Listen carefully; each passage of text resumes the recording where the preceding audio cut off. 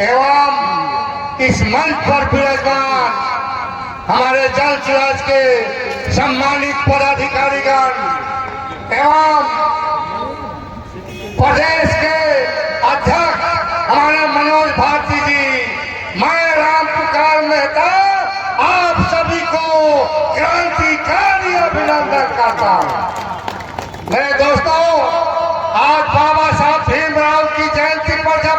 हम लोगों ने एक होकर के बैठे हैं,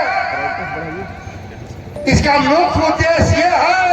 कि बाबा साहब हम लोगों को जो किताब में लिख के गए हैं, हम लोगों ने आज तक उनके किताब को नहीं पढ़ा, उनके लिखे हुए बात को ध्यान में नहीं दिया।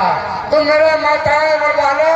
मेरे गार्जियन, सबसे पहले जानिए कि बाबा साहब अपने किताब में एक शब्द सबसे पहले लिख के गए हैं कि अगर गरीबी हटाना है तो शिक्षित बनो, संगठित बनो और तब संघर्ष करो। बिना संघर्ष का कुछ होने जाने वाला नहीं है, लेकिन संघर्ष कब कीजिए जब आप अपने बाल बच्चों को शिक्षित बनाइए, और उसके बाद जब आपका बाल बच्चा शिक्षित हो जाता है तो अपने टोला मोहल्ला गांव समाज के लोगों को संगठित कीजिए, और संगठित जब आप हो जाते हैं तो उस जुल्मी सरकार से संघर्ष करने के लिए तैयार रहिए, जो कि अपनी सरकार बनाने के लिए हम दलितों को, हम अति पिछड़ों को झूठा आश्वासन दे करके रखा है। मैं उन झूठे आश्वासन देने वाले नेताओं के खिलाफ हमारी माताएं बहनें एकजुट हो जाए। अगर हम दलित समाज के लोगों को अपनी हक चाहिए, हम अति पिछड़े समाज के लोगों को अपनी हक चाहिए, तो आप संगठित होइए और संघर्ष करने के लिए तैयार रहिए, क्योंकि बिना संघर्ष का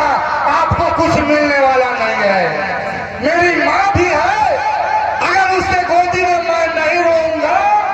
तो माँ भी मुझे दूध नहीं पिलाएगी, माँ मुझे समझेगी कि मेरे बेटा का पेट भरा हुआ है। तो मेरे गार्जियन, मेरे माताओं, मेरे बहनों,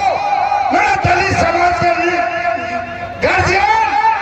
मैं आपसे आग्रह पूर्वक कहना चाहता हूँ कि संगठित होइए और संगठित होकर के इस जुल्मी सरकार के विरोध संघर्ष करने के लिए तैयार रहिए, क्योंकि इन्होंने वादा किया था कि हम दलित समाज को दो भाग में जब इन्होंने बांटा था,